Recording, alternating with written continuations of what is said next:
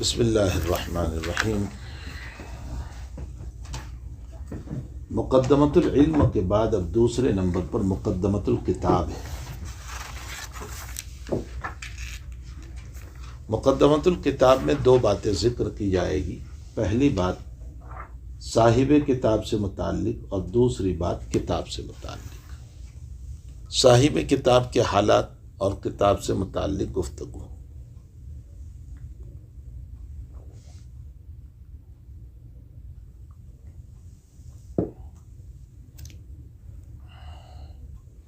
اس کتاب کے مؤلف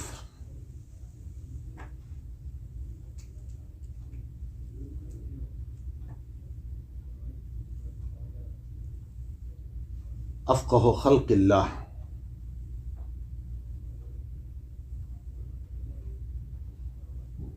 امیر المؤمنین فی حدیث رسول اللہ صلی اللہ علیہ وسلم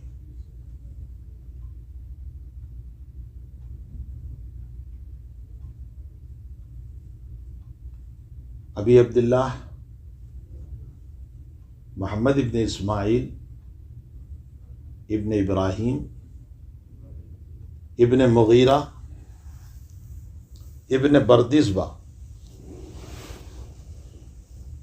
الجوفی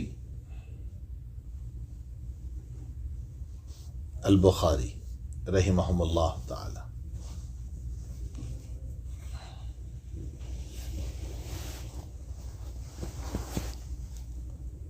بردزبہ آپ کے پردادا ہے۔ بردزبہ کا معنی ہوتا ہے فلاح، کاشتکار، فارمر، کھیتی کرنے والا، اس کو کہتے ہیں بردزبہ۔ آپ کے پردادا اسی طرح تھے، کاشتکار تھے، فلاح تھے۔ اور پھر بردزبہ جو ہے وہ آتش پرست تھے، مجوسی تھے۔ یہ عجیب و غریب بات ہے کہ رب کریم جب کسی سے کام لینے پر آتا ہے تو ایک مجوسی کے گھر میں اتنی بڑی شخصیت کو پیدا کر دیا کہ جو امیر المؤمنین فی حدیث رسول اللہ صلی اللہ علیہ وسلم ہو گئے۔ اس سے یہ معلوم ہوتا ہے کہ اللہ تعالیٰ اپنے دین کی صیانت اور حفاظت میں کسی کا محتاج نہیں ہے۔ وہ جو اسباب بنانا چاہے بنا سکتا ہے۔ مغیرہ کے حالات کا پتہ نہ چل سکا، کسی کتاب میں نہیں ہے۔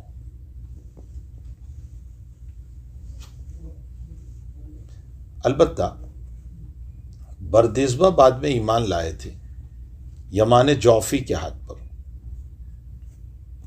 اور زمانے کا رواج یہ تھا کہ جس کے ہاتھوں پر ایمان لاتے تھے اس کی طرف اپنے آپ کو منسوب کرتے تھے۔ تو چونکہ یمان جوفی کی طرف آپ منسوب ہوئے اس لیے آپ کو جوفی کہا گیا، اور بخارا تو چونکہ آپ کا وطن ہے اس لیے آپ کو بخاری کہا گیا۔ ابراہیم اور مغیرہ کے باب میں حالات کا پتہ نہیں چلا۔ جہاں تک تعلق ہے آپ کے والد صاحب کا، تو خود امام بخاری رضی اللہ تعالیٰ عنہ نے آپ کے والد صاحب کے حالات بیان کیے ہیں۔ آپ کے والد صاحب محدثین میں سے تھے، ان کے حالات سے یہ پتہ چلتا ہے۔ اسی لیے امام مالک اپنے والد کے سلسلے میں نقل کرتے ہیں کہ رآ حماد امام ابو حنیفہ کے مائناز اساتذہ میں سے،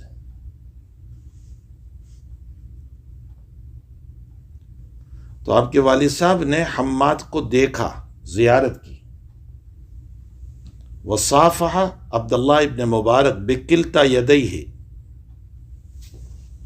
اور آپ کے والد صاحب نے عبداللہ ابن مبارک رحمۃ اللہ علیہ کے دو ہاتھ سے مصافحہ کیا۔ معلوم ہوتا ہے کہ مصافحہ ثابت ہے۔ وقرأ عن مالک رحمہ اللہ تعالی، اور امام مالک سے روایت بھی۔ اس کا مطلب آپ کے والد صاحب امام مالک رحمۃ اللہ علیہ کے شاگرد تھے۔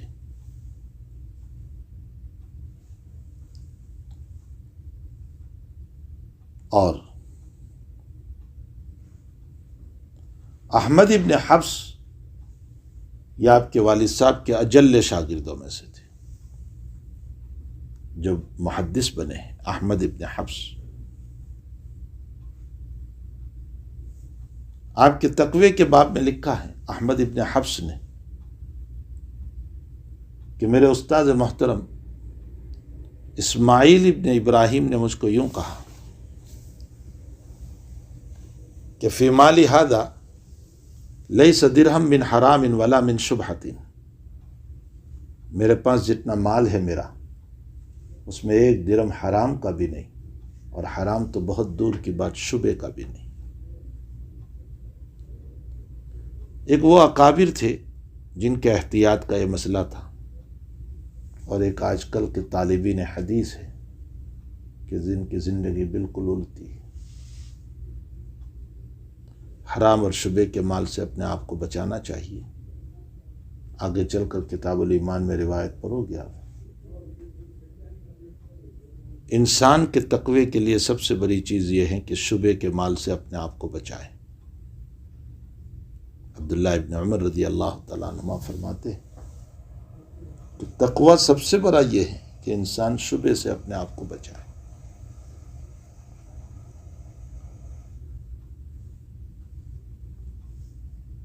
یہ تو آپ کے والد صاحب کے سلسلے میں مسائل تھے۔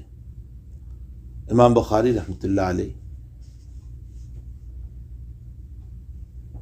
13 شوال جمعہ کے دن جمعہ کی نماز کے بعد سن ہجری 194 میں 194 میں آپ پیدا ہوئے۔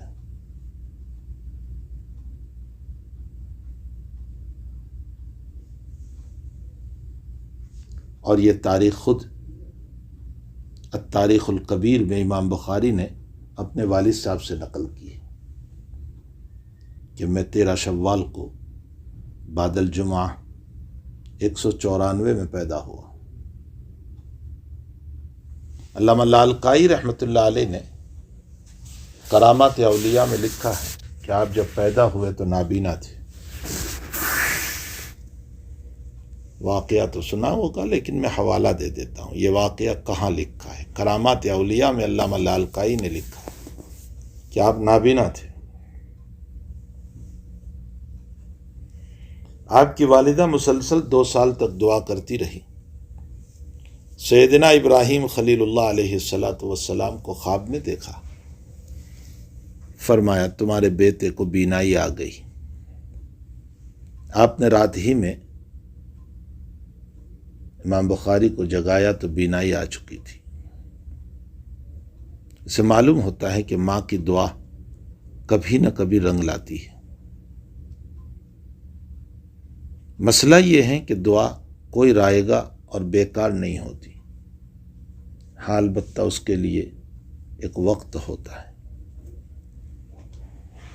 صاحب شریعت صلی اللہ علیہ وسلم پر جب صلا جزور ڈالا گیا، اونٹ کی ہوجری وغیرہ، تو آپ نے مکی زندگی میں بد دعا فرمائی تھی، اللہم علیک بقریش، علیک بابی جہل، علیک بعتبہ وشیبہ وربیعہ وغیرہ۔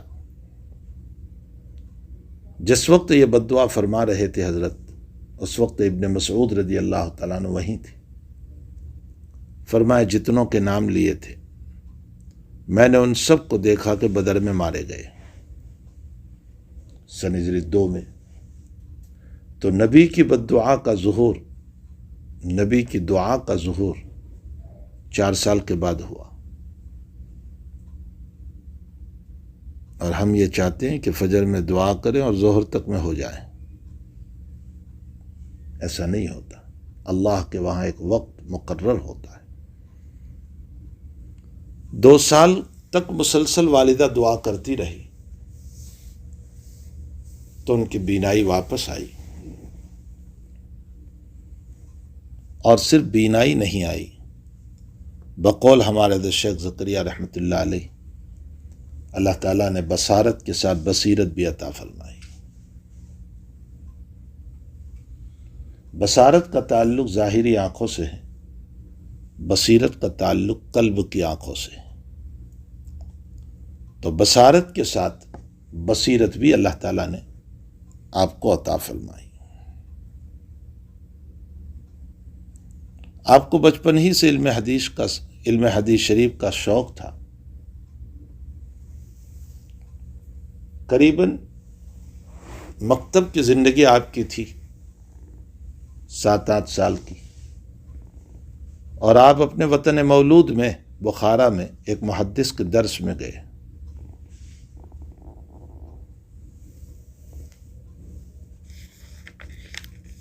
وہاں سے واپس نکلے، کسی نے پوچھا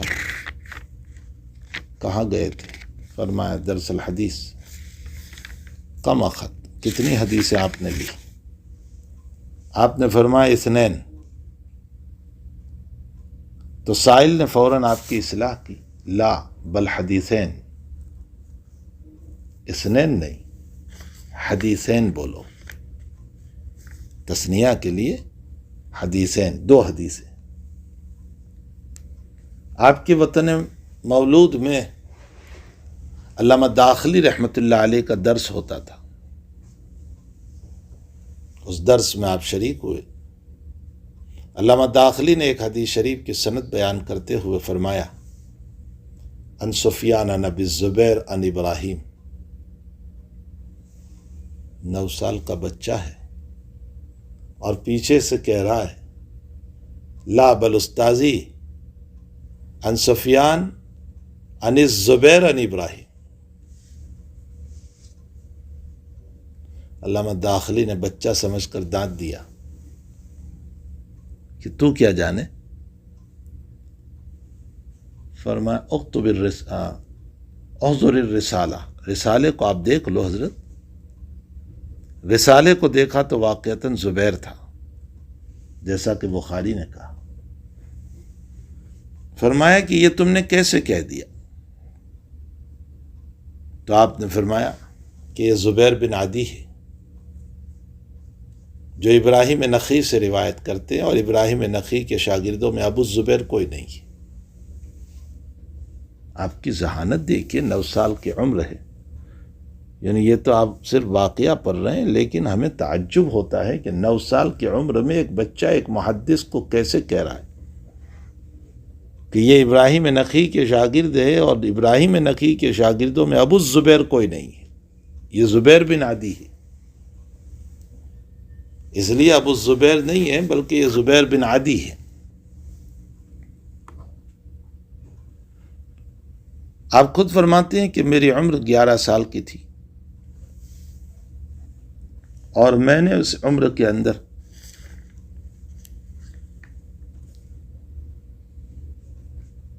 عبداللہ ابن مبارک رحمۃ اللہ علیہ کی اور وقیع ابن الجراح رحمۃ اللہ علیہ کی ساری کتابوں کو محفوظ کر لیا تھا، یاد کر لیا تھا، اور حنفیہ کی ساری کتابیں پڑھ لی تھی۔ یہ خود آپ فرماتے ہیں، فتح الباری کا مقدمہ ہدی الساری دیکھ لینا۔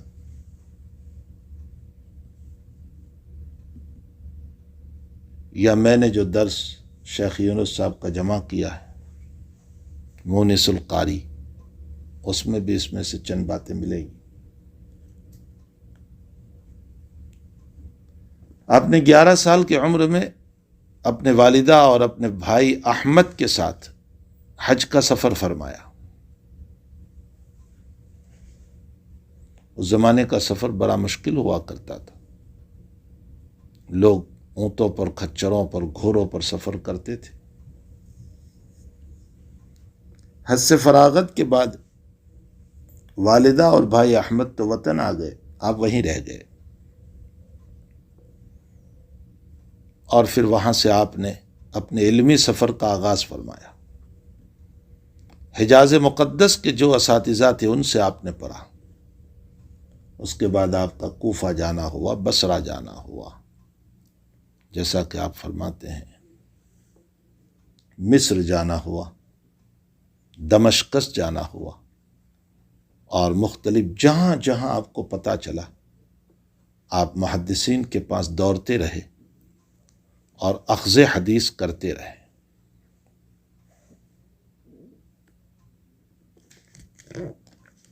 آپ کے اساتذہ کی تعداد کی ایک لمبی فہرست ہے، لیکن مشہور اساتذہ آپ کے حضرت الامام احمد ابن حنبل رحمۃ اللہ علیہ، علی ابن مدینی رحمۃ اللہ علیہ، یحییٰ ابن معین رحمۃ اللہ علیہ،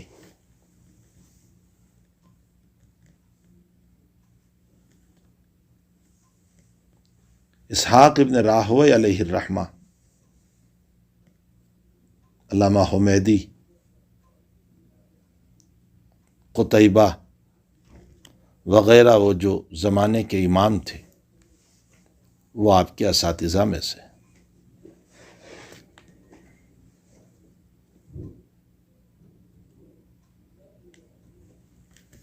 آپ کے اساتذہ میں وہ لوگ بھی ہیں جو تبع تابعین تھے۔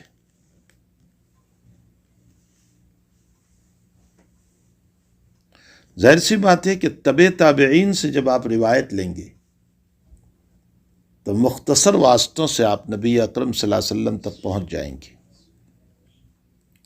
اسی لیے سب سے زیادہ ثلاثی صحاح ستہ میں امام بخاری کے پاس ہے، آپ کے پاس 22 ثلاثی ہے، جس پر تفصیلی گفتگو جہاں کتاب پر تذکرہ آئے گا وہاں ہم کریں گے۔ ابھی تو ہم صاحب کتاب پر تذکرہ کر رہے ہیں۔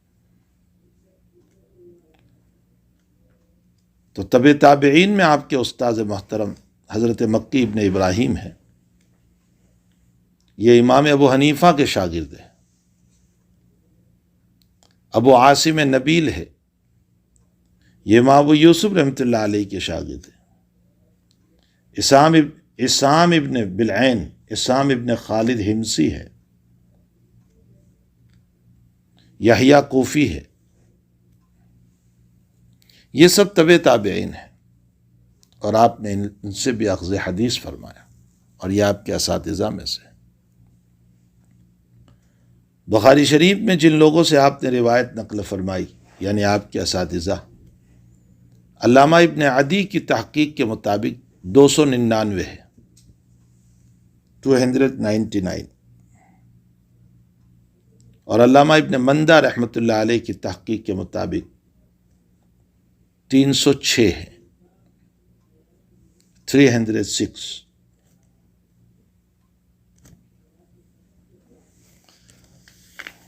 آپ کے اساتذہ میں ابھی میں نے بتایا کہ امام احمد ہے، یحییٰ ابن معین ہے،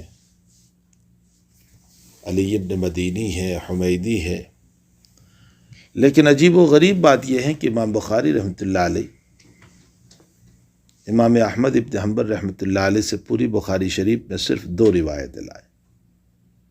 اتنا بڑا استاذ اور صرف 2 روایتیں۔ امام احمد سے ایک روایت تو آپ کتاب النکاح میں لائے،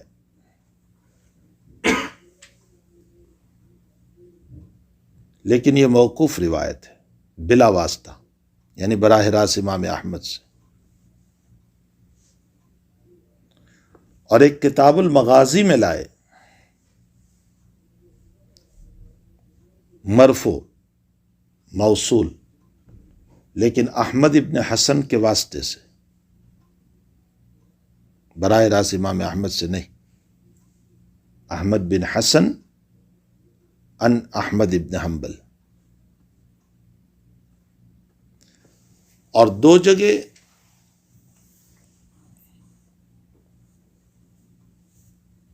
آپ کا مسئلہ بیان کیا۔ کتاب الصلاۃ میں ایک باب ہے، باب الصلاۃ علی السطوح، چھت پر نماز پڑھنے کا مسئلہ۔ وہاں امام احمد کا نام لے کر فرماتے وقال احمد بن حنبل، یعنی امام احمد نے اس میں جواز پیش کیا ہے، تو ان کا فقہی مسئلہ بیان کیا۔ اور ایک کتاب الصوم میں ہے، شہر عید لا ینقصان، اس میں امام احمد ابن حنبل رحمۃ اللہ علیہ کی رائے پیش کی۔ 2 جگہ آپ کے فقہی مسئلے کو پیش کیا ہے۔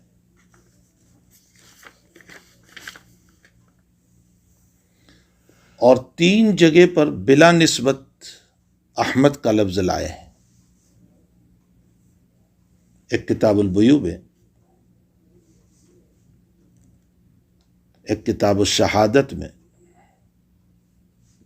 اور ایک کتاب اللباس میں.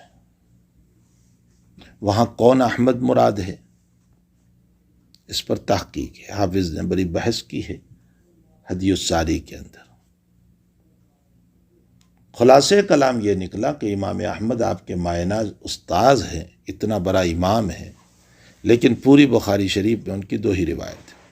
ایک کتاب النکاح میں موقوفاً بلا واسطہ، اور ایک کتاب المغازی میں موصولاً بالواسطہ.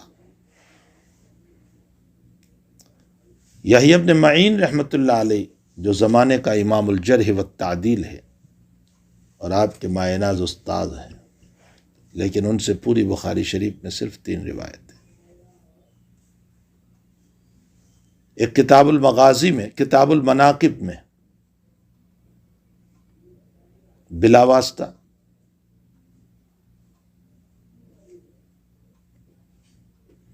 اور دوسری مغازی ہی کے اندر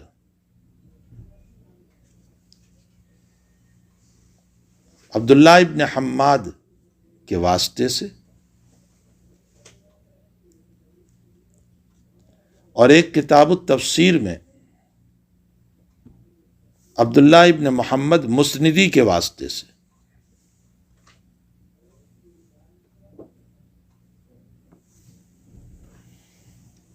اس کا مطلب یہ نکلا کہ یحییٰ ابن معین رحمۃ اللہ علیہ سے صرف 3 روایتیں، مناقب میں 2 اور تفسیر میں 1.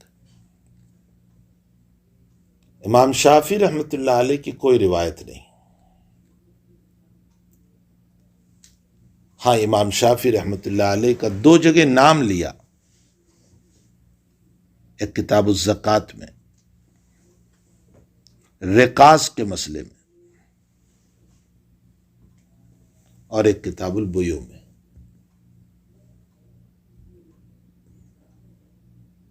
امام مالک رحمۃ اللہ علیہ کی بے شمار روایتیں لائے.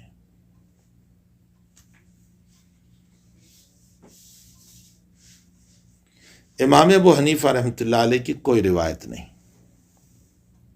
حتیٰ کہ کسی جگہ آپ کا فقہی مسلک بھی بیان نہیں فرمایا، کوئی تذکرہ نہیں آپ کا، بلکہ مزید یہ ہے کہ قال بعض الناس سے آپ پر اشکال کیا.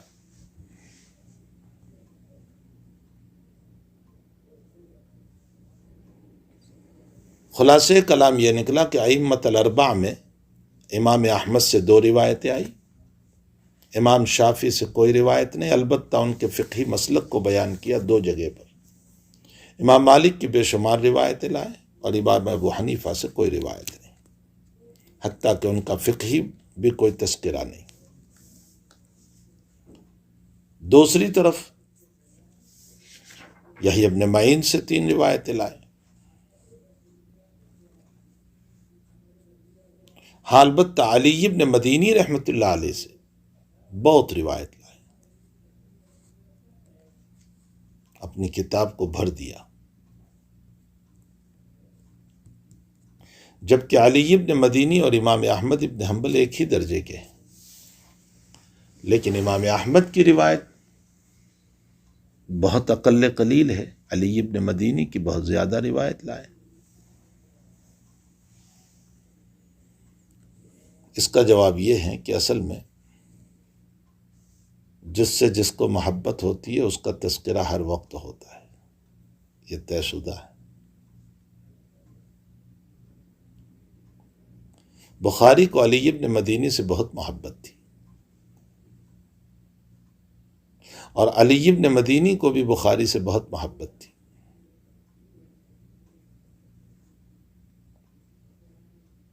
اور مناسبت کی وجہ یہ ہے کہ علی ابن مدینی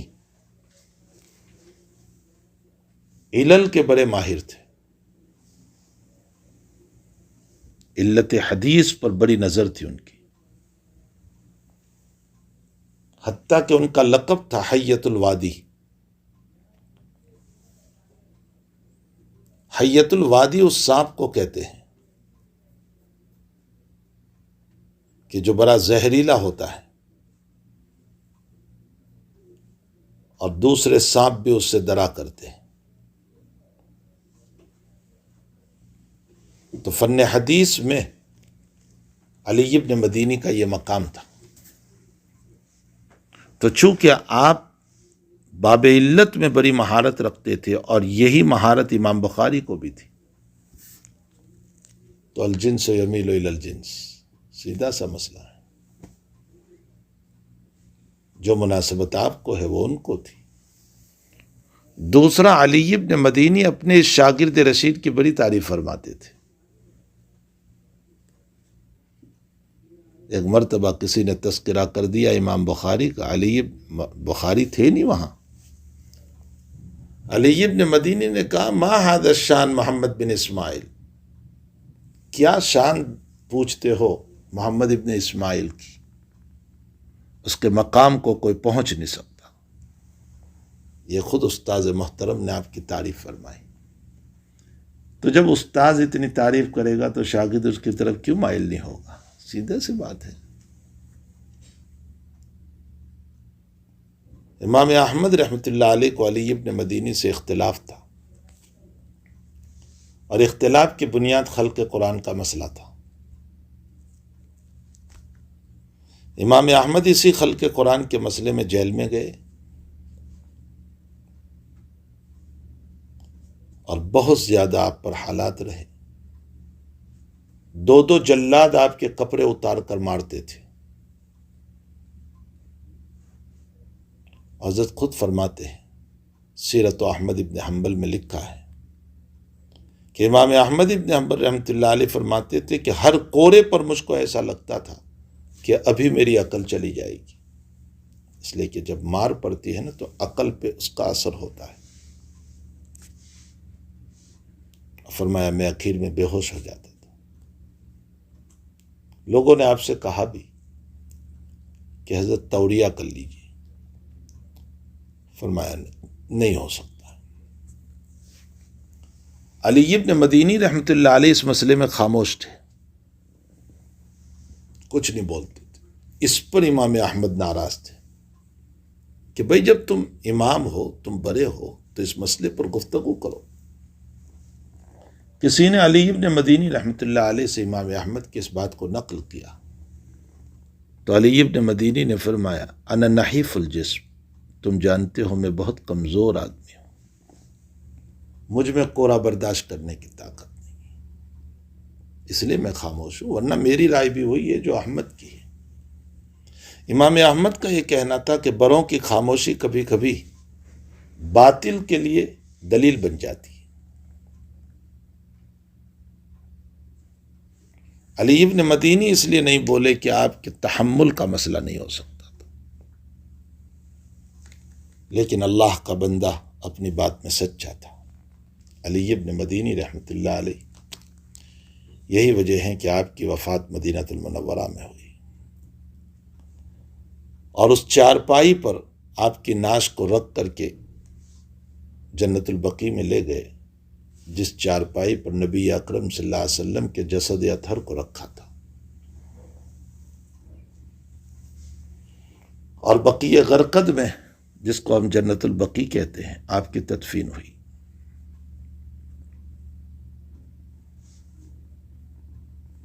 تو علی ابن مدینی سے اصل بخاری کو محبت بہت تھی، اس کی بنیاد پر.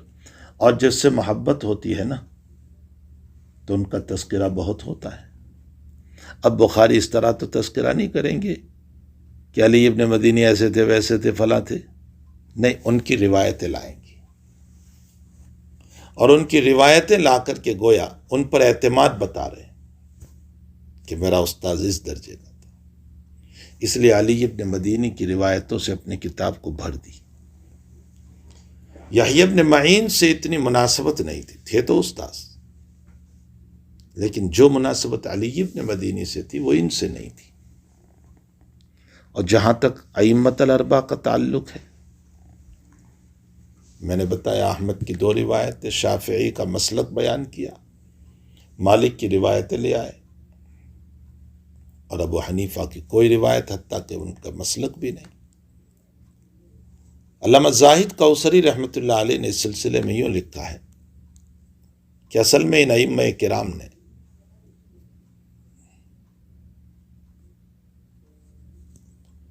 ان لوگوں کی روایتوں کے لانے کا اہتمام کیا جن لوگوں کی روایت کے ضائع ہونے کا خطرہ تھا، اس لیے کہ ان کی کوئی کتاب نہیں تھی، اور ان کی کتاب کے نہ ہونے کی وجہ سے ان کی روایتوں کے ضائع ہونے کا خطرہ تھا۔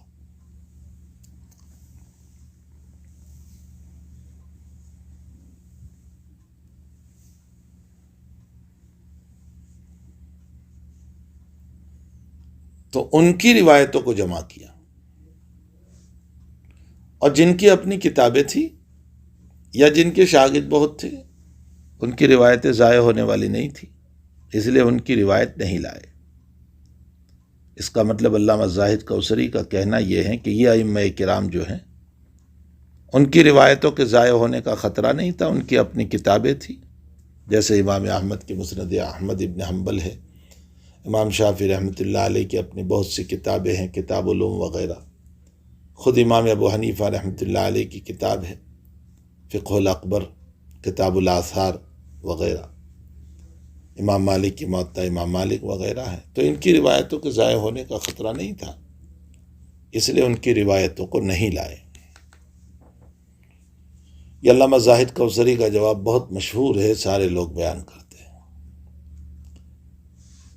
اب ہمارے حضرت کا جواب سنو۔ شیخ فرماتے ہیں کہ میرے نزدیک زاہد کوثری کا جواب غلط ہے، اس لیے کہ علامہ نے جو جواب دیا کہ جس کی کتابیں موجود تھی اور جن کے شاگرد بہت تھے اور ان کی روایتوں کے ضائع ہونے کا خطرہ نہیں تھا، ان کی روایت نہیں لائے، تو امام مالک کے شاگرد بھی بہت تھے اور امام مالک کی اپنی کتاب موطا امام مالک بھی ہے، اس کے باوجود امام مالک کی روایت لائے ہیں، اور ایک نہیں 20 روایتیں لائے امام مالک کی۔ تو جواب ٹوٹ گیا، کچھ سمجھ میں بھی آیا۔ اس لیے یہ جواب شیخ کہتے ہیں میرے نزدیک صحیح نہیں۔ شیخ کہتے ہیں بخاری کی حد تک میرا جواب یہ ہے کہ جہاں تک تعلق امام ابو حنیفہ رحمۃ اللہ علیہ کا ہے، تو امام بخاری رحمۃ اللہ علیہ امام ابو حنیفہ کو حدیث کا آدمی نہیں مانتے۔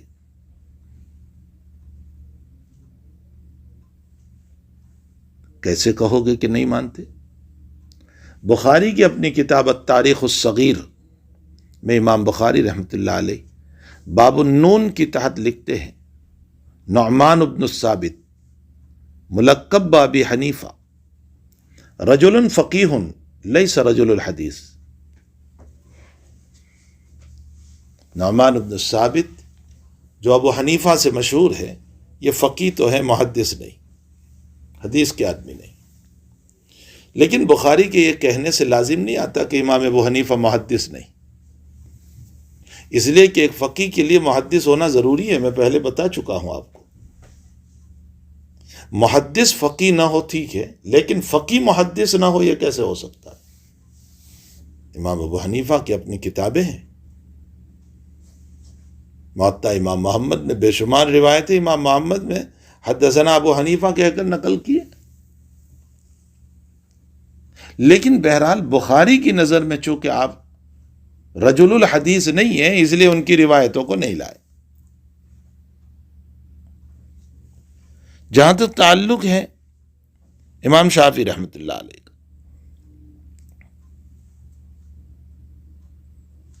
حضرت امام شافعی رحمۃ اللہ علیہ کا زمانہ کہولت میں پایا،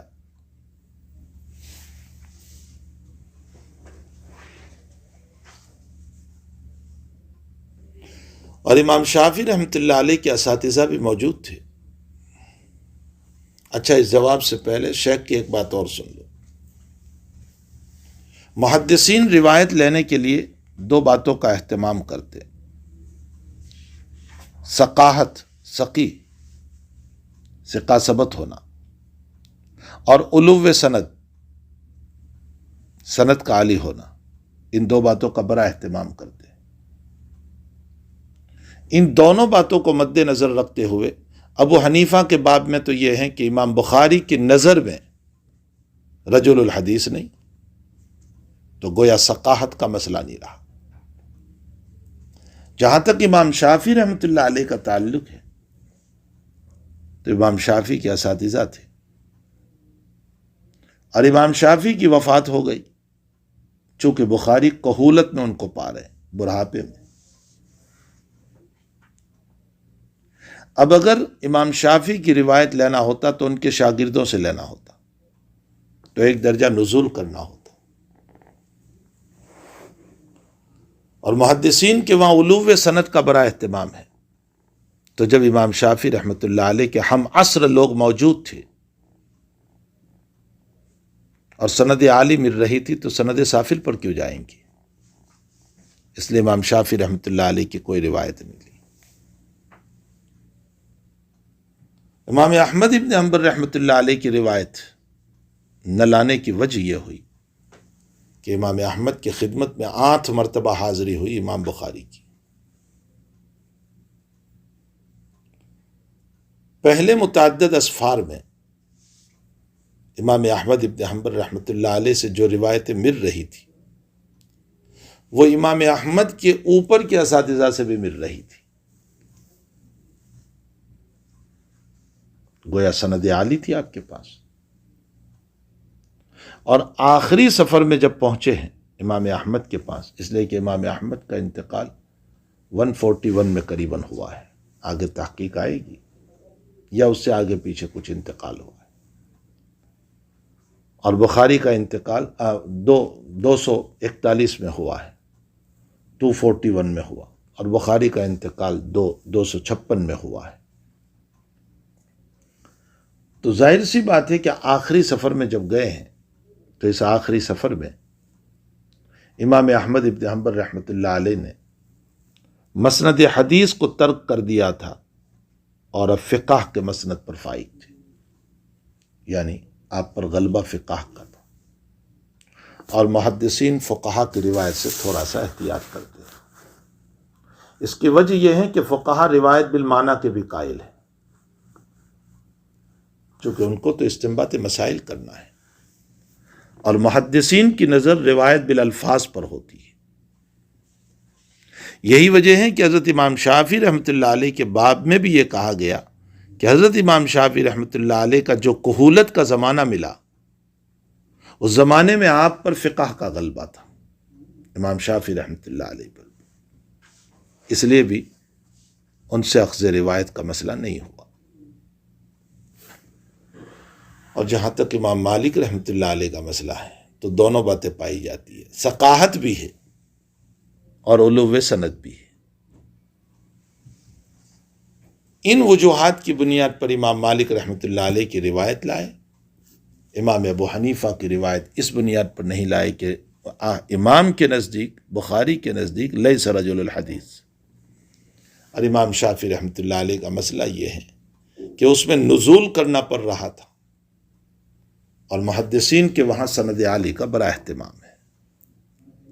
کہولت کا زمانہ کب سے شمار ہوتا ہے؟ کہولت کا زمانہ اس میں کوئی حد بندی نہیں ہے، لیکن حضرت جب پہنچے ہیں تو وہ بڑھاپا ہوگا بہت زیادہ۔ امام صاحب جب امام شافعی رحمہ اللہ کا جب انتقال ہوا 54 سال کا،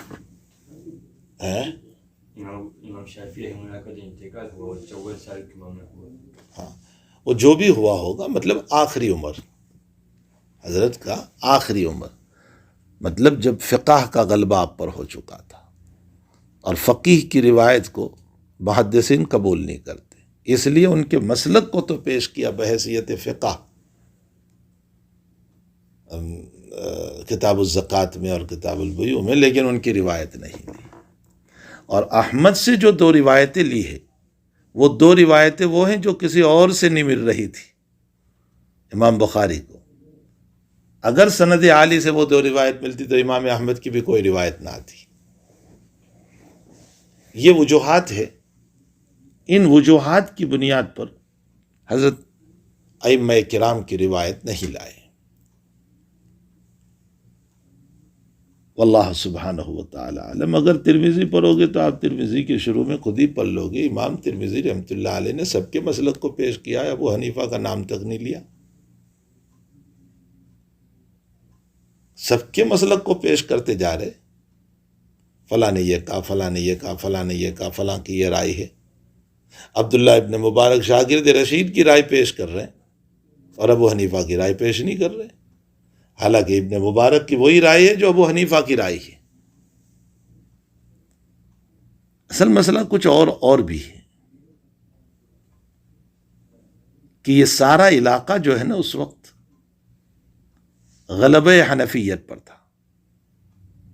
ابو حفص کبیر رحمۃ اللہ علیہ اسی علاقے میں ہے، ان کی قبر وہی ہے ازبیکستان میں، جو امام محمد کے نائب تھے، شاگرد تھے،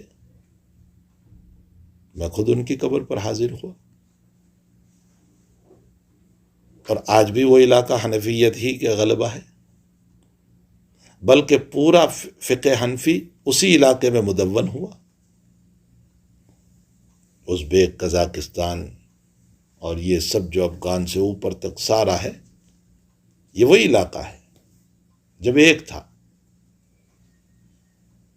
اسی لیے صاحب ہدایہ جو ہے وہیں کے ہے، مرغلان کے۔ اور جب کتاب میں بولتے ہیں ماوراء النہر تو وہ سیہون اور جیہون ندی مراد ہے، جو وہاں آج بھی ہے۔ اس لیے کہ سیہون اور جیہون جو ہیں اس کے اس طرف کے لوگوں کو صاحب ہدایہ کہہ رہے ہیں کہ ماوراء النہر کے علماء کا یہ مسلک ہے۔ تو اور وہیں پر ترمز بھی آیا، اور وہیں بخارا بھی ہے، وہیں تاشقند بھی ہے، وہیں سمرقند بھی ہے، سب کچھ وہی۔ یہ اکابر بھی اسی سرزمین پر ہے۔ تو مسلک احناف کا بڑا ولولہ اور غلغلہ تھا۔ ظاہر سی بات ہے کہ جب کسی مسلک کا بڑا ولولہ اور غلغلہ ہوتا ہے نا، تو اس میں بعض لوگ وہ بھی ہوتے ہیں جو غلط سلط مسائل بیان کرتے رہتے ہیں اور بزرگوں کی طرف منسوخ کر دیتے ہیں۔ آج بھی ایسا ہوتا ہے،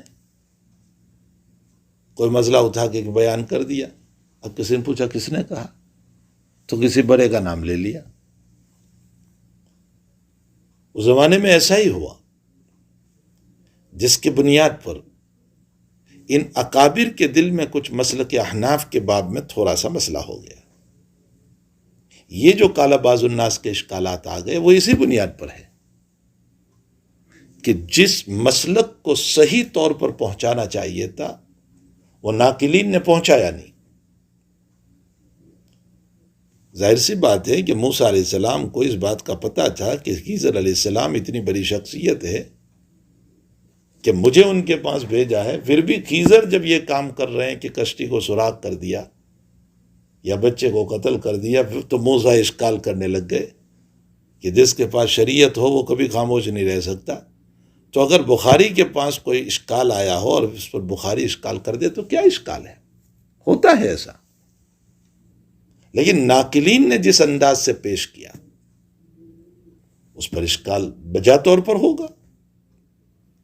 کتاب الحیل میں چل کر کے جب آپ پڑھو گے کہ زکوٰۃ میں حیلہ بعض الناس نے سکھایا، اور وہ یہ کہ جو ہے پیسے جو ہیں تقسیم کر دو، میرے پیسے تھے اب مجھ پر، یا میرے پاس گولڈ اور سونا تھا، اب مجھ پر زکوٰۃ آ رہی تھی تو میں نے 3 بچوں کے اندر تقسیم کر دیا، تو اب نصاب رہا ہی نہیں۔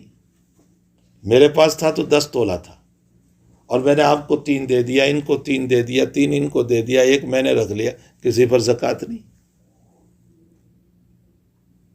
امام بخاری کہتے ہیں کہ عجیب بات ہے، نبی علیہ السلام تو فرماتے ہیں کہ زکوٰۃ نہ دینے والوں کو قیامت کے دن گنجا صاحب بنے گا، اور فلاں حدیثیں لے آئے، اور یہ بعض الناس ہیلے بتاتے ہیں اسقاط زکوٰۃ کے۔ یہ ہیلہ امام ابو یوسف نے بتایا تھا، اور حضرت الامام ابو یوسف رحمۃ اللہ علیہ نے اس لیے بتایا تھا کہ سائل جو آیا تھا اس کی مجبوری تھی، اس کے پاس کوئی مال نہیں تھا۔ آپ کتاب الخراج پڑھیں ابو یوسف کی، وہ اتنا غریب تھا کہ اس کے پاس بطور میراث کے اتنا سونا آیا تھا جو نصاب کے بقدر تھا، اور اس کی کچھ بیٹیاں تھیں اس نے کہا کہ حضرت ظاہر سی بات ہے کہ یہ سونا تو میں نے رکھا ہے اپنی بیٹیوں کے لیے، لیکن چونکہ بقدر نصاب ہے 7.5 تولہ یا 8 تولہ جو بھی ہے، تو ہر سال زکوٰۃ آئے گی۔ اللہ محالہ میرے پاس زکوٰۃ ادا کرنے کے پیسے ہی نہیں، صرف یہی ہے۔ اور کیا شکل، ایک طرف پیسے ہے نہیں کہ میں زکوٰۃ ادا کروں، اور اسی سونے میں سے ادا کرنے جاتا ہوں تو بچیوں کے بڑے ہونے تک تو سارا ختم ہو جائے گا، کیا مسئلہ میرے پاس؟ تو حضرت نے اس سلسلے میں ہیلا بتایا تھا کہ ٹھیک ہے ایسا کر لو۔ تو ابو یوسف کا ہیلا اپنی جگہ بالکل صحیح، اس لیے کہ شریعت نے بہت ساری مجبوریوں کی شکل میں راستے بتائے ہیں۔ بخاری کا اشکال بھی اپنی جگہ صحیح ہے کہ بھئی تقوی یہ ہے کہ نہیں زکوٰۃ ادا کرو۔ ہم یہ کہتے ہیں ابو یوسف کا فتویٰ تھا، اور بخاری جو کلام کر رہے ہیں وہ تقوی پر ہے، دونوں میں کوئی تعارض نہیں ہے۔ تو اصل میں ناقلین نے جس انداز سے نقل کیا، جس کے نتیجے میں ان لوگوں کو اشکالات ہو گئے، تو بہرحال خلاصے کلام یہ کہ ان اکابر کی روایتوں کے نہ لانے کی وجہ علامہ زاہد کوثری نے تو وہ بیان فرمائی۔ علامہ زاہد کوثری حنفی ہے، البتہ شیخ کی نظر میں اس جواب کے مقابلے میں یہ جواب صحیح ہے۔ واللہ سبحانہ و تعالی عالم وعلمہ عطا۔ اس کے بعد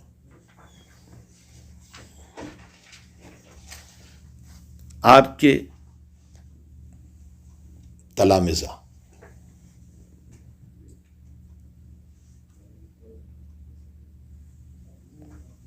آپ کے تلامذہ میں ایک تو وہ اکابر ہے جو آپ کے مشائخ بھی کہے جاتے ہیں، امام بخاری کے مشائخ ہیں، امام کے بڑے ہیں، اور آپ سے اخذ حدیث کیا، آپ سے روایت لی۔ یہ روایت الاکابر عن الاصاغر کا مسئلہ، بڑوں کا اپنے چھوٹوں سے روایت لینا، ایسے کتنے محدثین ہیں۔ مثلا عبداللہ ابن محمد مسندی، یہ آپ کے مشائخ میں سے، بخاری میں جگہ جگہ آپ ان کی حدیث پڑھو گے، امام بخاری ان سے حدیث نقل کریں گے، اور پھر عبداللہ ابن محمد نے بھی آپ سے حدیث لی۔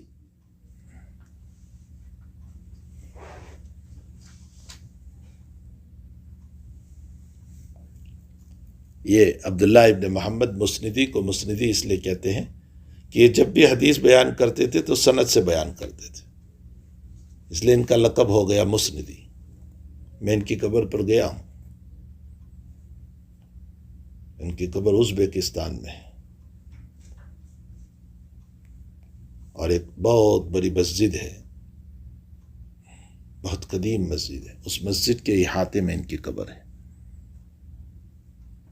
اسی طرح اسحاق ابن راہوی آپ کے استاذ بھی ہیں، آپ سے اخذ حدیث بھی کیا۔ محمد ابن خلف ابن قتیبہ،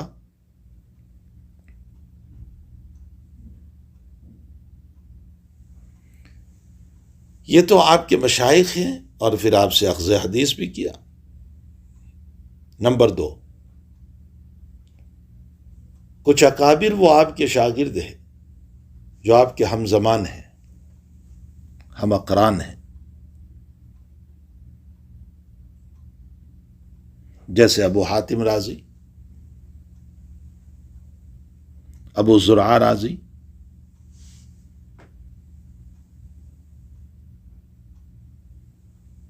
نمبر 3،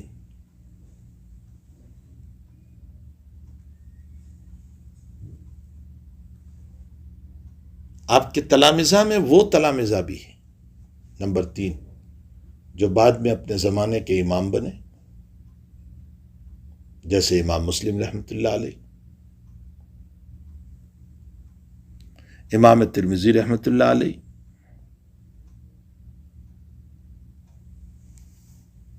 علامہ ابن خزیمہ، محمد ابن نصر مروزی،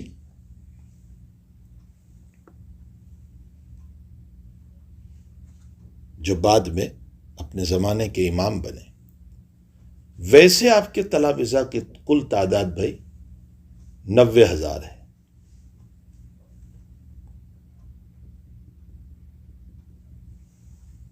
90,000 جنہوں نے آپ سے اخذ حدیث کیا.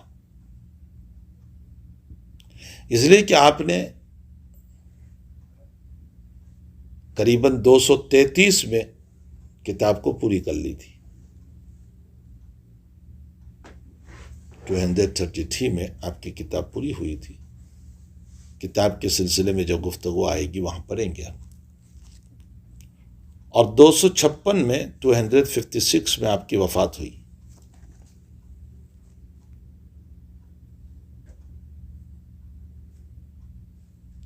تو آپ قریباً 23 سال تک پڑھاتے رہے. 23 ایئرس پڑھایا آپ نے. تو آپ سے بے شمار لوگوں نے اخذ حدیث کیا.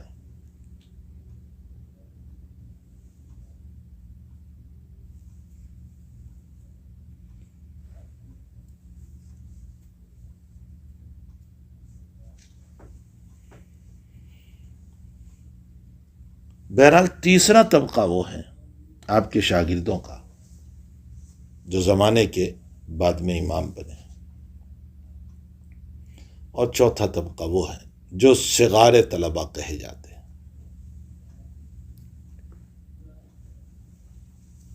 صغار تلامذہ، اسی میں یہ محمد ابن یوسف فربری رحمۃ اللہ علیہ ہے، جن کا نسخہ ہمارے سامنے ہے بخاری شریف کا.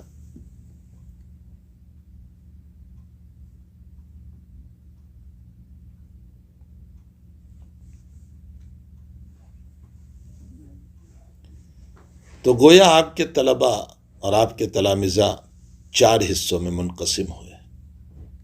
ایک تو زمانے کے آپ کے مشائخ، نمبر 2 ہم اقران، اور بڑی بات یہ ہے کہ ہم زمان جب آپ سے روایت لیں، ورنہ ہم زمان بہت کم قائل ہوتے ہیں. مثلا آپ لوگ ساتھی ہیں، ہم زمان ہیں، اب بعد میں آپ سے کوئی محدث بن جائے اور کوئی دوسرا آپ کا ساتھی ہم زمان روایت لے تو میں سمجھتا ہوں آپ کی کرامت ہوگی. ہم زمان جو ہوتا ہے ان کے سامنے بات آئے، وہ اس کا میں جانتا ہوں، میرے ساتھ پڑھتا تھا، مجھے معلوم ہے کتنا علم ہے. تو ہم زمان جو ہے وہ بہت کم قائل ہوتے ہیں. حضرت سے ہم زمان لوگوں نے بھی روایت، یہ آپ کی بہت بڑی فضیلت کی بات ہے. اور ظاہر سی بات ہے کہ میں اس سے پہلے بھی آپ کو ایک بات بتا چکا ہوں کہ ہمیشہ طلبہ سے استاذ کے علم کا پتہ چلتا ہے. طالب علم جس مقام پر ہوتا ہے اس سے پتہ چلتا ہے کہ اس کے استاذ کا کیا مقام ہوگا. جہاں امام ترمذی، امام مسلم جیسی شخصیات آپ کے تلامذہ میں سے ہیں، اسی سے خود بخود پتہ چل جاتا ہے کہ استاذ کا مقام کتنا اونچا ہوگا. اور میں اکثر مدرسوں میں کہا کرتا ہوں مدرسین سے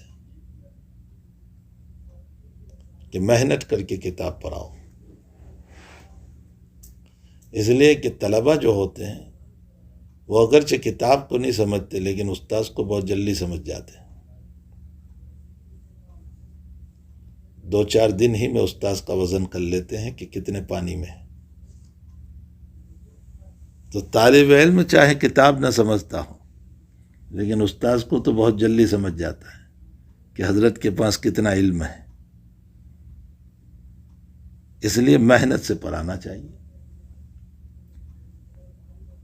بہرحال آپ کے تلامذہ کی تقسیم 4 حصوں میں ہوئی.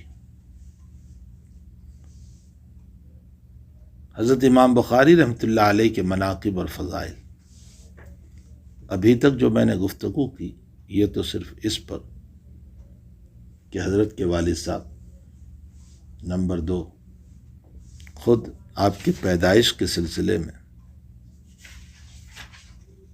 نمبر 3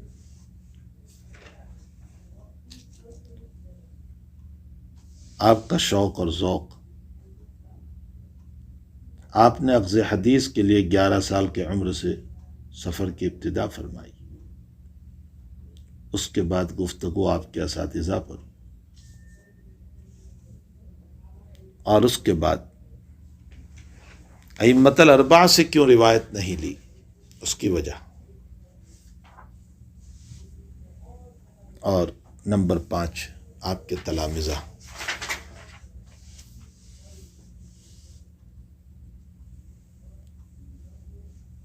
چلو بس چھوڑ، ہم چاہتے ہیں یار صبح سے بول رہا ہوں میں.